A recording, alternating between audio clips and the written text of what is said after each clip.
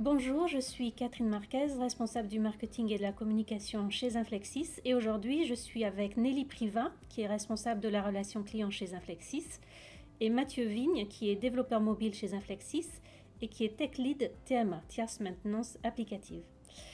Alors Nelly, la tierce maintenance applicative est mal connue, je pense, d'un certain nombre de nos auditeurs.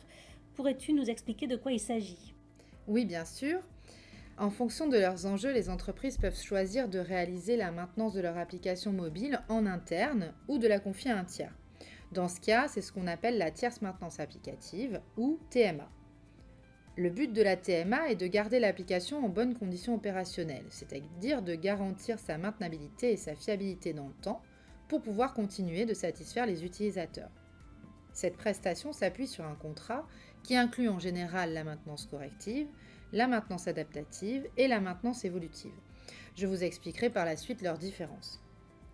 Je souhaite préciser d'abord qu'il ne faut pas confondre la TMA avec la garantie. Certains prestataires de développement mobile proposent une période de garantie qui commence en général dès la mise en production de l'application. Chez Inflexis, nos développements intègrent une garantie de 3 mois qui permet aux clients de remonter les éventuelles anomalies ou de demander des ajustements suite aux premières utilisations de l'application. La TMA, elle, peut démarrer si le client le souhaite à la fin de cette période de garantie. D'accord, et pour revenir à la TMA, qu'est-ce que cela couvre exactement ? Concrètement, je disais à l'instant que le premier objectif de la TMA est de maintenir l'application en conditions opérationnelles, c'est-à-dire en état d'usage. Cela couvre 3 missions principales. La première consiste à traiter les corrections nécessaires et à être réactif en cas de remontée d'anomalies. C'est ce qu'on appelle la maintenance corrective. La seconde mission est de faire de l'adaptation, c'est-à-dire de gérer les évolutions des OS ou des composants de l'application pour éviter la mise hors d'usage de certaines fonctionnalités. Par exemple, suite à une évolution de iOS, des éléments peuvent se trouver inaccessibles dans l'écran des derniers iPhones. Si votre application prévoit un bouton d'accès au menu à cet endroit-là, elle s'avérera hors d'usage dans certaines versions de l'OS si elle n'est pas adaptée. Il s'agit ici de la maintenance adaptative. Et enfin, la troisième mission de la TMA est de préparer l'application pour lui permettre de gérer au mieux les grosses évolutions et de faire de l'ajout de fonctionnalités. C'est la maintenance évolutive. En fonction des enjeux des clients, il peut y avoir des contrats TMA qui intègrent ces 3 types de maintenance, avec le traitement des anomalies, les adaptations en cas d'évolution des OS ou du composant de l'app, et les évolutions, ou bien simplement le traitement correctif et adaptatif.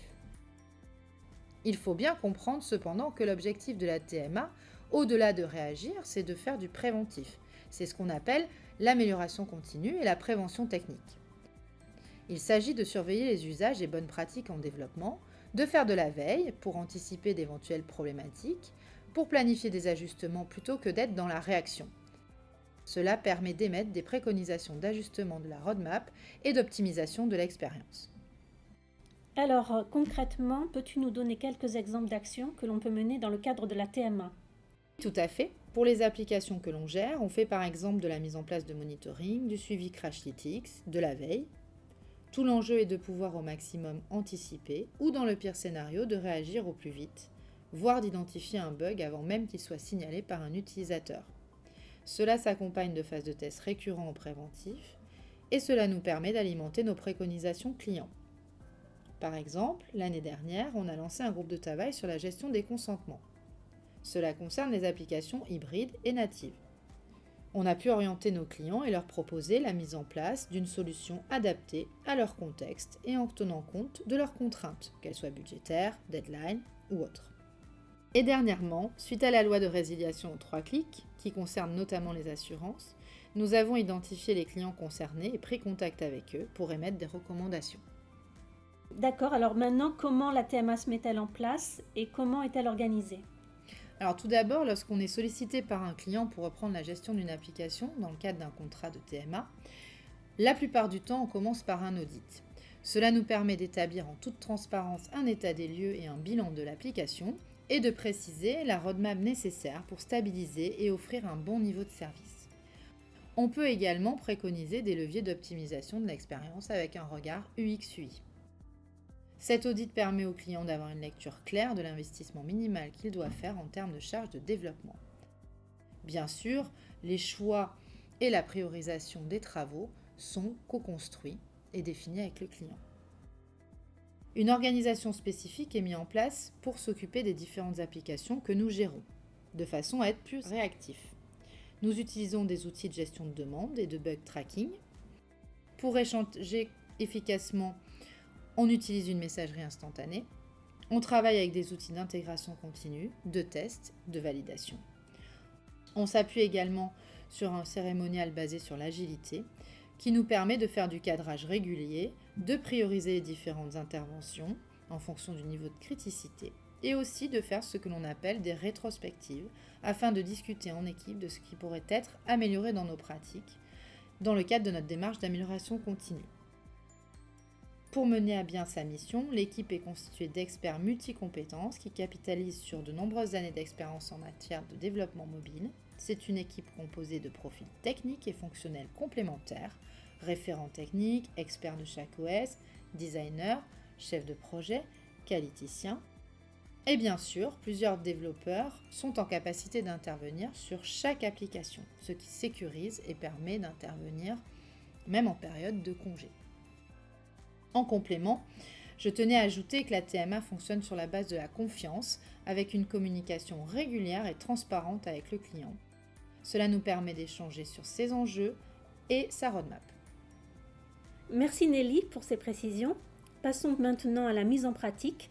Mathieu, pourrais-tu nous préciser ce que tu fais au quotidien? En quelque sorte, fais-nous vivre ta vie d'expert de la maintenance d'applications mobiles.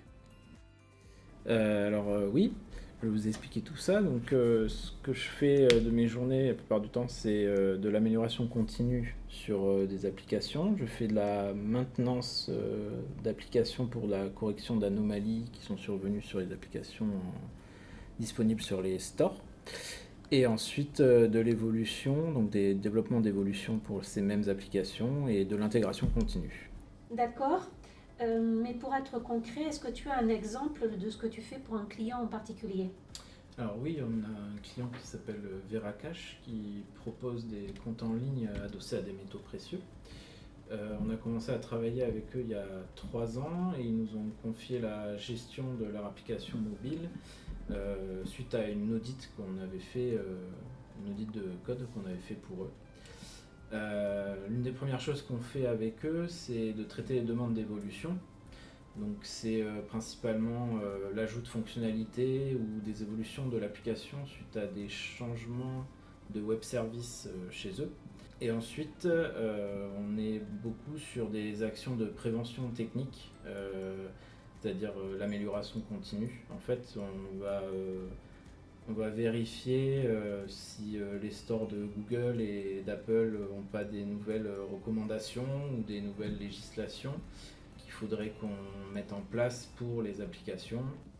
Et donc on fait en sorte aussi d'avoir une bonne maintenabilité de l'application, car s'il y a des personnes qui travaillent actuellement sur le projet, doivent aller sur un autre projet ou partent tout simplement, on a besoin que l'application soit compréhensible par tous les développeurs de l'entreprise.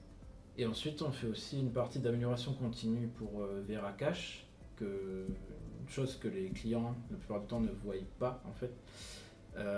Et pourtant c'est une chose très importante à faire parce que ça nous permet de proposer de nouvelles choses à nos clients pour qu'on soit dans l'anticipation en fait, de nouveaux développements, de nouvelles façons de développer, de nouvelles techniques pour le développement et ainsi en lien aussi avec la maintenabilité, comme ça on est sûr d'être toujours au goût du jour. En effet, est-ce que tu peux du coup nous préciser un peu plus ce que tu fais en matière d'amélioration continue? Pour être plus précis là-dessus, on va faire une veille technologique. Donc on va s'informer sur des nouvelles pratiques, sur des nouvelles mises à jour de framework, de librairies qu'on pourrait utiliser pour une application. Et ensuite on va vérifier que ces nouvelles versions sont compatibles avec le code qu'on a généré auparavant. Et si jamais ils ne le sont pas, on va forcément avoir des problèmes à corriger, des bugs à corriger. Et tout ça, tout ça on le fait vraiment dans le cadre de l'amélioration continue, en se disant qu'il faut qu'on soit toujours à jour sur la plupart des outils qu'on utilise. Et ensuite, cette veille technologique pour l'amélioration continue, en tout cas, elle nous permet d'identifier les éventuels problèmes qu'on pourrait avoir dans un futur assez proche, en tout cas. Est-ce que tu as un exemple à nous donner de mise en œuvre de l'amélioration continue ? Oui. Dans notre rôle de conseil vis-à-vis de Veracache, on a eu à faire on leur a proposé une refonte complète de leur API concernant l'appel de leur web service. Donc c'était nécessaire de le faire pour une raison simple, c'est que ce qu'ils avaient n'était pas maintenable facilement. Donc on a dû modifier un peu le code de leur API pour que quand on ait un problème à un endroit, on n'ait pas à tout changer, à changer une grosse brique, on ne change qu'une petite brique. Donc on a tout bougé pour qu'on ait vraiment des petites briques un peu partout, éparpillées, et qu'on puisse corriger assez facilement, et que ce soit plus maintenable en fait pour nous plutôt. Et ensuite, on fait aussi de l'amélioration continue pour des applications hybrides, où là, c'est un peu plus compliqué parce que des applications hybrides utilisent beaucoup de librairies différentes, ou des plugins. Ces plugins, ils sont mis à jour ou non par les gens qui les développent. Et il faut que nous, on soit prêts, si jamais il y a une nouvelle version, à pouvoir la tester et à la proposer aux clients si jamais on s'aperçoit que ça peut être très impactant pour l'application. On avait commencé à développer les applications avec Apache Cordova et maintenant on passe sous Capacitor, donc sous Ionic Capacitor. Ça c'est une amélioration continue qu'on fait de plus en plus parce que Capacitor est beaucoup plus simple d'utilisation. Donc on recommande aussi à nos clients dont les applications s'appuient sur le framework Apache Cordova de les passer sous Capacitor pour simplifier les évolutions qui arriveront sur l'application. Capacitor répond aux mêmes besoins que Cordova. Il supporte même beaucoup de fonctionnalités de Cordova et c'est le même éditeur que le framework Ionic qui est utilisé largement par les développeurs actuellement, les développeurs mobiles. Cependant, il répond aux limites de Cordova et comme il s'appuie sur une techno récente, il est plus pérenne. Et c'est pour cela qu'on le propose fréquemment à nos clients qui utilisent encore Cordova. D'accord. Tu as mentionné tout à l'heure la veille techno, sur laquelle s'appuie en partie l'amélioration continue. Est-ce que tu peux nous dire comment tu la mets en place, cette veille techno ? On scrute les sites assez réputés et connus sur le développement mobile principalement. On essaye de repérer les bugs sur les librairies à partir des sites sur lesquels on récupère ces librairies, auxquels on télécharge ces librairies pour les mettre dans les applications. En plus de notre activité pour la TMA, nous nous occupons aussi des nouveaux projets qui arrivent à Inflexis. Et ces nouveaux projets, ils utilisent directement les versions les plus récentes des frameworks, ce qui nous permet ensuite d'en faire profiter aux clients TMA.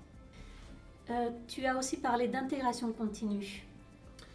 Oui, l'intégration continue, ça consiste à générer les scripts de l'application une fois qu'elle est développée et à déployer l'application grâce à ces scripts. Nous appuyons pour cela sur une plateforme collaborative GitLab. C'est pas vraiment de la TMA, mais ça concerne quand même l'amélioration continue. D'accord, merci à vous deux pour vos témoignages. En résumé, on peut dire que la tierce maintenance applicative permet de garantir la qualité, la performance et l'évolutivité d'une application mobile tout au long de son cycle de vie. C'est donc un gage de maintien opérationnel, car comme nous l'avons vu avec Mathieu et Nelly, les entreprises n'ont pas forcément le temps ou les compétences techniques pour se tenir au courant de tout ce qui évolue en permanence dans la sphère mobile. Alors si vous disposez d'une application mobile et que vous souhaitez en savoir plus sur la tierce maintenance applicative, n'hésitez pas à contacter nos experts mobiles pour échanger et répondre à vos questions. À bientôt!